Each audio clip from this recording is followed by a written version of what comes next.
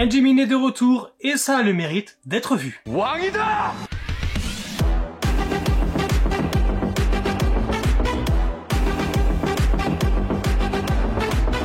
Wow. Hey, je suis content de vous retrouver pour ce nouvel avis drama qui va s'attaquer à l'une des perles de ce début d'année 2025. J'ai nommé Love Scout. Kang Ji-eun, une brillante chasseuse de tête, évolue avec aisance dans le monde exigeant du recrutement de haut niveau. Perfectionniste dans l'âme, elle impose ses standards élevés à son entourage, mais plus encore à elle-même, malgré un quotidien marqué par un désordre ambiant qui trahit sa difficulté à concilier rigueur professionnelle et organisation personnelle. Un jour, elle croise la route de Hyun-ho, un homme qui incarne tout ce qui lui fait défaut, une efficacité naturelle et une maîtrise tranquille des choses de la vie. Employé irréprochable, il élève seul sa fille de 6 ans avec une bienveillance discrète. Leur rencontre, d'abord marquée par un choc des tempéraments, donne rapidement naissance à une relation inattendue, empreinte de tendresse et d'émotions contenues.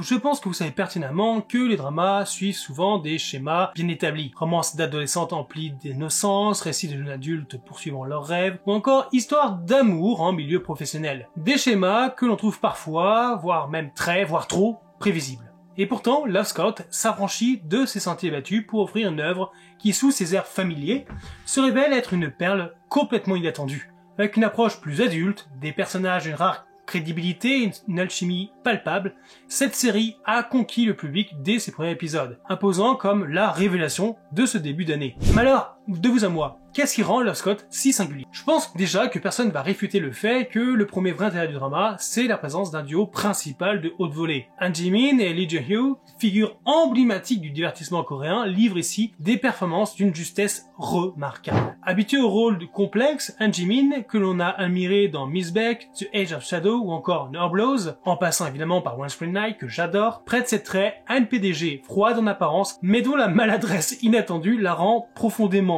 humaine et surtout hyper touchante. Elle campe donc un personnage sans phare, au franc-parler rafraîchissant, loin des archétypes féminins souvent trop lisses. Sa sincérité et son naturel confèrent à son rôle une puissance émotionnelle rare, qui va immédiatement susciter une adhésion. À ses côtés, Lee Jae-hyo, qu'on l'a vu prier dans I Saw the Devil, Along with the God, ou encore dans les dramas Stranger et City Hunter, offre une prestation empreinte de retenue et d'authenticité. Si son personnage semble plus ordinaire à première vue, l'acteur parvient quand même à lui insuffler une densité remarquable, incarnant avec finesse les défis silencieux d'un père de famille, confronté aux jugements sociaux et aux sacrifices du quotidien. Je dirais qu'il porte son rôle avec une humilité désarmante, donnant à chaque regard, chaque geste, une résonance sincère. Son honnêteté et sa vision du monde, exprimée avec sobriété, en font vraiment un personnage hyper mémorable. Évidemment, même s'ils sont la principale vitrine du drama, ceux-ci va posséder une galerie de personnages secondaires assez nuancés. Les rôles secondaires, loin d'être relégués au second plan, apportent chacun leur pierre à l'édifice avec des performances assez nuancées. Les romances annexes, bien que moins développées, se démarquent par leur traitement singulier, évitant les redits pour offrir un regard différent sur les relations humaines. Et notamment, je dirais, petite mention spéciale aux enfants acteurs. Parce que oui, dans Love Scout, les enfants ne sont pas de simples figures accessoires ou des ressorts comiques destinés à alléger la narration, comme on a pu très bien le voir. Ils occupent véritablement une place centrale, subtilement intégrés, conférant au récit une profondeur supplémentaire et une dimension émotionnelle rare. Le personnage de Hyun-ho, père célibataire, n'existe pas indépendamment de sa fille. C'est à travers cette relation que se révèlent ses facettes les plus intimes, sa tendresse, ses peurs, ses aspirations silencieuses. La petite Hyo-lin, incarnée avec brio par Ki So-yu, dont le naturel et la justesse crèvent littéralement l'écran, on a notamment pu la voir dans une famille atypique, ici elle va s'imposer avec un talent d'exception apportant au récit une fraîcheur empreinte de gravité. Elle joue donc un rôle fondamental, bien au-delà de la simple présence d'enfant. Elle n'est jamais idéalisée ni surjouée, au contraire, elle est construite avec un vrai réalisme touchant. On la découvre vive, lucide, parfois plus mature que les adultes qui l'entourent, mais toujours dans sa vérité d'enfant. Son regard sur le monde candide mais acéré mêle souvent en lumière les incohérences, les hésitations ou les maladresses des adultes. Par sa spontanéité et son honnêteté, elle pousse vraiment les personnages principaux à se dévoiler, à dépasser leurs barrières et à repenser leurs choix. Kang Ji-eun, elle, n'a pas d'enfant, et c'est précisément sa rencontre avec Aline agit comme un déclencheur dans son parcours personnel. personnelle. La rigidité professionnelle, le contrôle qu'elle s'impose dans toutes ses interactions, se fissure face à l'authenticité de l'enfant. Dans ces moments de confrontation douce mais sincère, June apprend à se laisser aller, à faire confiance, à embrasser l'imprévu. La présence d'Arin ne se contente donc pas d'apporter une touche mignonne, elle sert à révéler l'humanité des adultes, au travers de scènes émotionnellement très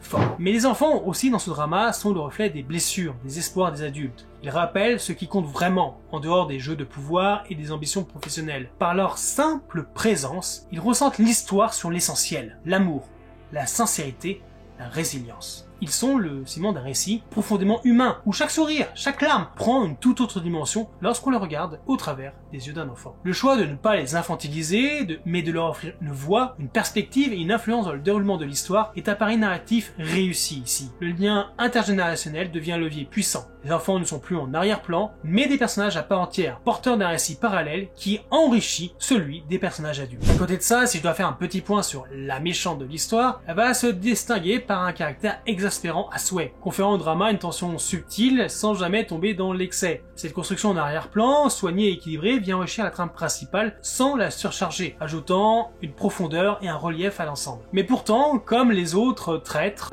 on s'en fiche d'elle, de son histoire, car l'accent est tellement mis sur de bons sentiments que ce récit parallèle et cette lutte de pouvoir interne centrée sur un complexe d'infériorité ou de jalousie nous importe peu. En fait, tu aurais pu carrément le dégager du drama, on n'aurait pas vu la différence. À côté des personnages et de leur développement, nous trouvons aussi un récit mature et finement écrit, teinté par notre idylle mature naissante. La romance de Love Scott n'est pas un cliché, ni un décor, c'est le cœur du drama, mais discret, qui palpite au rythme des émotions humaines les plus sincères. C'est une histoire d'amour, adulte, crédible, touchante, qui montre qu'il n'est jamais trop tard pour aimer, pour se laisser surprendre, pour construire quelque chose de beau à deux. L'alchimie entre Han Ji-min et Lee Ji-woo est sans doute l'une des plus grandes forces du drama. Sans surjeu, sans démonstration exagérée, ils transmettent juste à l'écran une complicité palpable, faite de regards, de silences, de gestes simples mais chargés de sens. Chaque interaction est empreinte d'une douceur discrète, mais aussi d'une tension contenue qui rend l'évolution de leurs sentiments d'autant plus captivante. En fait, le drama prend le temps de poser les bases, la confiance, le respect, l'écoute, et c'est parce que ces fondations sont solides que la romance, quand elle s'affirme,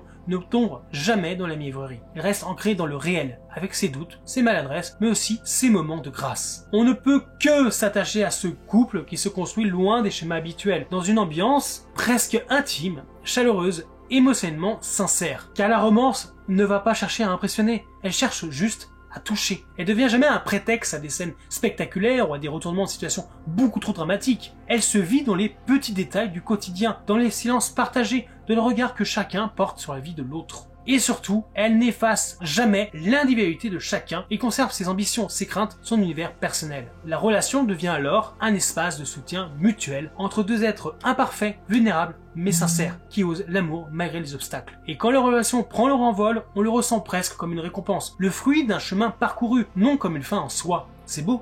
Mais au-delà de la romance, Love Scott s'inscrit dans un cadre original, celui des cabinets de recrutement et du monde feutré des chasseurs de tête. Un univers rarement exploré à l'écran qui offre ici un terrain fertile pour une intrigue à la fois réaliste et captivante. Le scénario va alors alterner à brio entre émotion, tension et humour, sans jamais forcer le trait de chacun. L'équilibre est parfait, chaque scène semble trouver naturellement sa place, comme dans une partition musicale. Contrairement à bien des romances de bureau, souvent prisonnières de leurs clichés, ici la relation entre les protagonistes se tisse avec délicatesse. Deux adultes marqués par la vie, confrontés à leurs ambitions, leurs doutes et leurs responsabilités, s'apprivoisent lentement dans une dynamique empreinte de sincérité. Ce qui distingue Love Scott, c'est moins son originalité que sa maîtrise. De la photographie raffinée à une bande sonore savamment intégrée, tout concourt à créer une atmosphère douce, presque feutrée, et non dénuée d'intensité. Chaque scène marque durablement par leur justesse émotionnelle, et l'ensemble du drama dégage une harmonie que je dirais rare.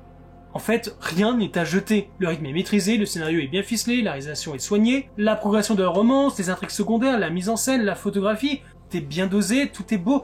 C'est génial. Mais allez, puisqu'il faut discuter sur un petit point négatif, enfin, négatif oui et non, on peut peut-être discuter du fait que... et si on avait mis Jo-in dans le rôle titre? On se souvient de l'alchimie, du duo qu'il formait avec Han Ji-min dans One Spring Night. Alors, comme beaucoup sur le net, je suis curieux de voir ce que ça aurait donné. Évidemment, cela peut faire Reddit avec son rôle précédent en tant que père célibataire, mais il y a quand même une grosse différence. Donc non, Love Scott ne réinvente pas la romance de bureau, mais il en sublime les codes avec quand même une certaine élégance, grâce à des personnages profondément humains, une écriture soignée et une mise en scène sans fioriture. Ce drama se hisse parmi les réussites les plus marquantes de l'année, et il aura une très belle place dans mon top de fin d'année. Donc si vous recherchez l'histoire d'amour mature portée par un duo d'acteurs en état de grâce, alors ce drama est fait pour vous. Love Scott démontre qu'il n'est pas nécessaire de révolutionner un genre pour offrir une œuvre mémorable. Il suffit parfois d'un regard sincère, d'une exécution maîtrisée et d'une émotion juste pour transformer une romance classique en véritable pépite. C'est un drama à savourer pour sa justesse et l'humanité surtout qui s'en dégage. Mais n'hésite pas à me dire si tu l'as vu, si tu comptes le voir ou si je t'ai donné envie. J'espère que la vidéo t'a plu, lâche un petit like, un commentaire pour le signifier, et bien sûr soutenir la chaîne. Merci d'avoir regardé, à bientôt pour une nouvelle, et bien sûr dans les commentaires. Bye les drama.